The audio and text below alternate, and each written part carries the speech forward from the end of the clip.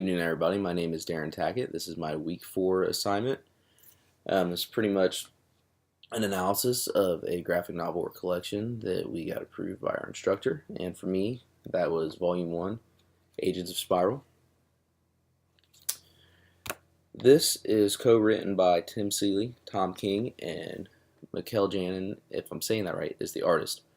My original interest in this is I've always been a Nightwing fan, and seeing him unmasked on the front of a cover kind of drew me in. But then after reading the back here, it's pretty much presumed dead. I'm just going to kind of summarize it. Presumed dead, unmasked.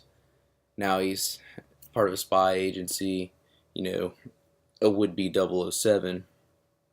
He must find an answer to an important question: who is Dick Grayson? So that lured me in. Then upon reading it, roughly reading a little bit over 100 pages, you break in, they do a little bit of background, like who is Dick Grayson for people that don't know. But that kicks in after they introduce his would-be partner, Matron, pretty much.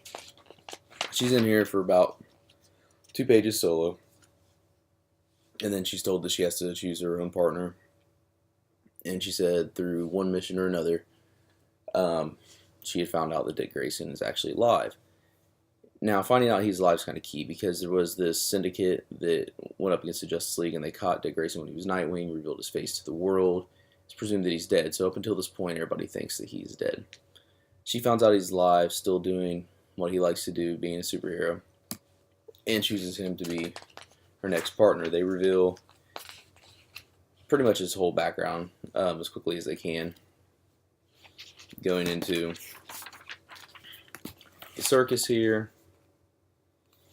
then following up with his time with Batman, and then kind of just justifying why he'd be a good agent for Spyral. Now, your main plot here starts off with it being about, it's Dick Grayson, he's with Spyral, they're trying to get this meta equipment that does these crazy things to people out of the hands of people so that the world could be a safer place. And you're going with this for a while, but then there's some subtle hints, there's some stuff, little bickering back and forth with Dick Grayson and his new partner about stuff he agrees and doesn't agree with. And at first you don't see this going on too much. He's more concerned about saving people, instead of just the mission, which is alright considering, he is Nightwing. He was brought up by Batman. They don't really kill.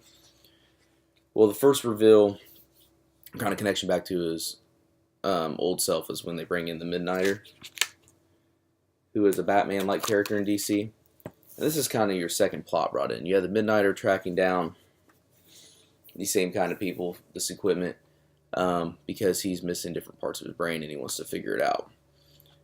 And his fight with Nightwing reveals how Dick Grayson, I'll refer to him Nightwing off and on just from habit, how secretive Spyral is, because he goes to this lady known as the Gardener, and he tries to pull up images and their faces are always covered. But at the end of this first act here, you have this scene, and you have Cyborg and Flash at the end, and you realize that Spyral really wants these meta devices or equipment because of their connection with the DC superheroes. The head person of Spyral refers to them as gods and wants to bring heaven crashing down. Doesn't want anybody to be masked. So then you kind of get this thing, well, Spyral really is a bad group. So that's your first big reveal. Your second plot's introduced. And then they introduce like a third small plot here with the start of the next act. And you have these students here in the bottom corner. Now, these girls mainly play a comic relief, but they reappear, and I'll touch on them a little bit more.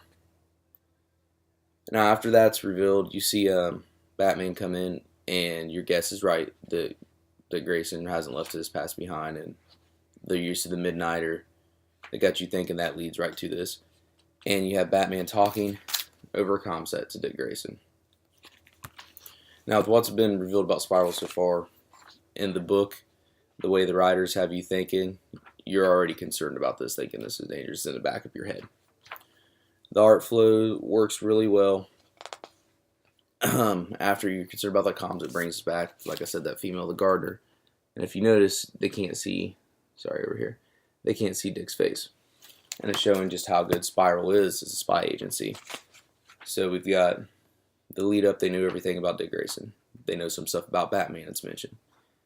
So you know it's dangerous that he's still talking with Batman. Then you come here and you can't even see their face on a camera right after conversation with Batman. So they're constantly laying this in the back of your mind as you read the book. Especially, you're more concerned now that you know that they are not just trying to get these equipment out of the hands of people. They've got some other motive there. Now, here's where things really start to separate with Dick Grayson and who the character is, because they start using guns a lot more. And there comes this, he's just not really good with guns. He misses a lot. He's not able to hit where he wants to hit. And this leads up to him getting bit by the scientist here, and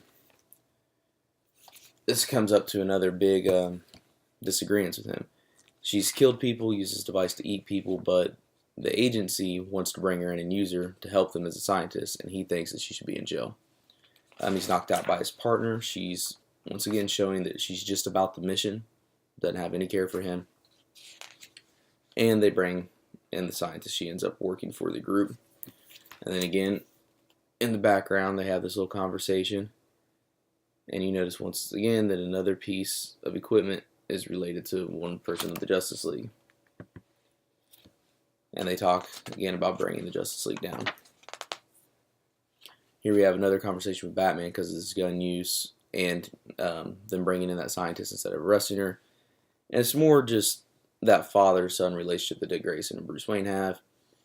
And he's kind of trying to remind himself who he is. He's talking about flashback memories that they had at the house with the butler, with Barbara, other people that you know from the comics. And this jumps right into the next act, off the bat, dealing with guns. It's the first art that you really see. It keeps everything flowing nicely. And you know this is going to be an issue from what we've had so far. Well, it goes to the range, and you get kind of the first love interest that Dick has in the series. And it's this agent here from Smallville. She's teaching him, sorry, right over here, teaching him how to shoot.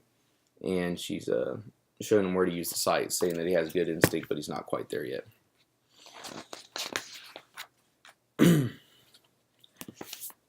They obviously end up hooking up. As soon as you turn the page, that's the first thing it starts off with.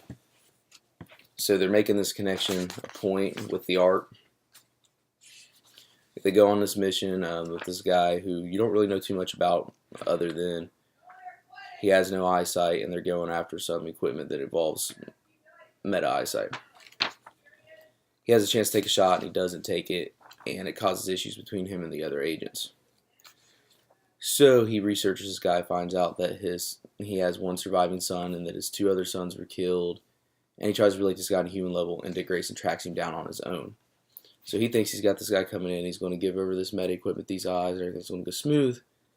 Well, then the agent that he had hooked up with, who's from Smallville, which was a nice little town drop there, with that being where Superman's from, ends up shooting the gentleman, but before he goes down, he shoots her as well.